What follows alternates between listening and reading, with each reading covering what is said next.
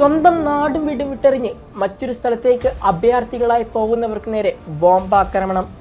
ഭക്ഷണത്തിനായി കാത്തു നിൽക്കുന്ന ജനക്കൂട്ടത്തിന് നേരെ ബോംബാക്രമണം. ആധുനിക ലോകം ഇന്ന് വരെ കണ്ടതിൽ വെച്ച് ഏറ്റവും വലിയ മനുഷ്യഹത്യമാണ് ഇന്ന് ഗസയുടെ മണ്ണിൽ സംഭവിച്ചു കൊണ്ടിരിക്കുന്നത്.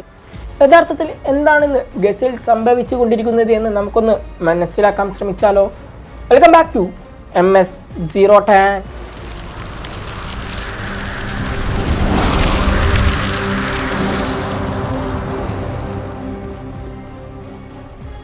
കഴിഞ്ഞ 22 മാസമായി ഗസയുടെ മണ്ണിൽ നിന്നും വളരെയധികം വേദനിപ്പിക്കുന്ന വാർത്തകളാണ് നമ്മൾ ഓരോരുത്തരും കേൾക്കുന്നത്. ഇതിനെല്ലാം കാരണമാവട്ടെ 2023 ഒക്ടോബർ 7 ഹമാസ് ഇസ്രയേലിന് നേർക്ക് നടത്തിയ ഒരു ആക്രമണവും അതിനുശേഷം ഇസ്രയേൽ ഗസ എന്ന് പറയുന്ന സ്ഥലം ഒരു ചാവു നിലമാക്കി മാറ്റുകയാണ് ചെയ്തത്. ഈ ഒരു 22 മാസമായിട്ടുള്ള ഈ ഒരു ആക്രമണത്തിൽ ഔദ്യോഗിക കണക്കുകളൊക്കെ പ്രകാരം ഏകദേശം 65,000-ഓളം ആളുകൾ മരണപ്പെടുകയുണ്ടായി. അതിൽ തന്നെ 18,500-ഓളം കുട്ടികളും, ആ കുട്ടികളുടെ കണക്കെടുത്ത് നമ്മൾ നോക്കുമ്പോൾ ഏകദേശം 1000-കണക്കിന് ഒരു വയസ്സിന് താഴെ മാത്രം പ്രായമുള്ള പിഞ്ചു കുഞ്ഞുങ്ങളുമാണ് മരണപ്പെട്ടിരിക്കുന്നത്. ഏകദേശം 146-ഓളം ആളുകൾ ഭക്ഷണം ലഭിക്കാതെയും മരണപ്പെടുകയുണ്ടായി.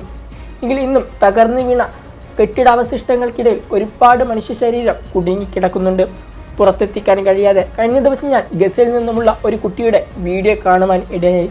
ആ കുട്ടി പറയുന്നത് ഇങ്ങനെയാണ്: ഞങ്ങൾ ഫുട്ബോൾ കളിച്ചുകൊണ്ടിരിക്കുന്ന സമയത്ത് ഞങ്ങൾ കളിച്ചുകൊണ്ടിരിക്കുന്ന പന്ത് ഇസ്രയേൽ സൈന്യം നിൽക്കുന്ന ഭാഗത്തേക്ക് പോകുവാൻ ഇടയായി. അപ്പോൾ ഞങ്ങൾ ആ ബോൾ എടുക്കുവാൻ പോകുന്ന സമയത്ത് ആ സൈന്യം ഞങ്ങളെ പിടികൂടുകയും ഞങ്ങൾ നിൽക്കുന്ന ചുറ്റുമുള്ള പ്രദേശം ബോംബിട്ട് തകർക്കുകയും ചെയ്തു. ആ ബോംബ് ആക്രമണത്തിൽ എൻ്റെ കുഞ്ഞു സഹോദരന് പരിക്കേൽക്കുകയുണ്ടായി. ഞാൻ എൻ്റെ സഹോദരനെ കൈകളിലേറ്റി ഞാൻ എൻ്റെ വീട്ടിലേക്ക് പോകുന്ന സമയത്ത് ഞങ്ങളുടെ അയൽവാസികൾ വരികയുണ്ടായി. അപ്പോൾ ഞാൻ അവിടെ ഒരു ചെറിയ കുട്ടിയുടെ ശരീരം ഈ ബോംബ് ആക്രമണത്തിൽ പൊട്ടിത്തെറിച്ചതായി കാണുവാനിടയായി. അവൻ്റെ തലച്ചോറ് ചിതറിക്കിടക്കുന്നതായിരുന്നു കാണുവാനിടയായത്. അവൻ്റെ പേര് സ്വാലിഹ് അൽ ഖുർആൻ എന്നായിരുന്നു ആ കുട്ടിയുടെ പേര്. ഇത്തരത്തിൽ വളരെ ഭീതിയുള്ള ഒരു അന്തരീക്ഷമാണ് ഇവിടെ ഉള്ളത് എന്നായിരുന്നു ആ കുട്ടി പറയുന്നത്. ഇത്രയും ദിവസം ഇസ്രയേലിൻ്റെ ഭാഗത്തു നിന്നും വ്യോമാക്രമണവും അതുപോലെ തന്നെ ഡ്രോൺ ഉപയോഗിച്ചിട്ടുള്ള ആക്രമണമായിരുന്നു ഉണ്ടായിരുന്നത് എങ്കിൽ പോലും ഇന്ന് ഇസ്രയേൽ കര ആക്രമണം പോലും, കഴിഞ്ഞ ഒരാഴ്ചയായി കര ആക്രമണം പോലും വളരെയധികം ഘടിപ്പിച്ചിരിക്കുകയാണ്. അതിൽ തന്നെ ഇസ്രയേൽ സൈന്യം പോകുന്ന സ്ഥലങ്ങളിൽ കാണുന്നവരൊക്കെ വെടിവെക്കുകയാണ് അവർ ചെയ്യുന്നത്. നരകതുല്യമായൊരു അവസ്ഥയിലൂടെയാണ് കടന്നു പോയിക്കൊണ്ടിരിക്കുന്നത്. അവിടെ ഇപ്പോൾ അവർക്ക് താമസിക്കുവാൻ യാതൊരു നിവൃത്തിയുമില്ല. കാരണം അവർക്കിപ്പോൾ എന്തെങ്കിലും അസുഖമുണ്ടായാലോ എന്തെങ്കിലും അപകടം പറ്റിക്കഴിഞ്ഞാലോ അവർക്ക് ഇപ്പം ചികിത്സ തേടാനൊരു ഹോസ്പിറ്റലില്ല. അതുപോലെ തന്നെ അവർക്ക് കുട്ടികൾക്ക് വിദ്യാഭ്യാസത്തിനായൊരു സ്കൂളില്ല. പൂർണ്ണമായും അവർ തകർത്തുകൊണ്ടിരിക്കുകയാണ്. അതുപോലെ തന്നെ അവർ താമസിച്ചു കൊണ്ടിരിക്കുന്ന ഓരോ ഇടവും അവർ ഇപ്പോൾ തകർത്തുകൊണ്ടിരിക്കുകയാണ്. അതുകൊണ്ട് തന്നെ ഏകദേശം ഓരോ ദിവസം 100,000-ൽ പരം ആളുകളാണ് അഭയാർത്ഥികളായി മറ്റു സ്ഥലങ്ങളിലേക്ക് പോകുന്നത്.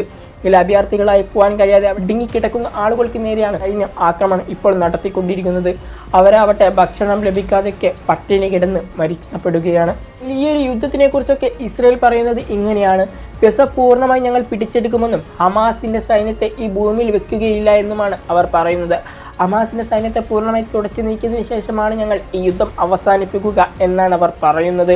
അതുകൊണ്ടാണ് ഇസ്രയേൽ ഇപ്പോൾ മറ്റു രാജ്യങ്ങളുടെ വാക്കുകളൊന്നും വകവെക്കാതെ സ്വന്തം താല്പര്യപ്രകാരം ഈ ഗസയുടെ മണ്ണിൽ ആക്രമണം നടത്തിക്കൊണ്ടിരിക്കുന്നത്.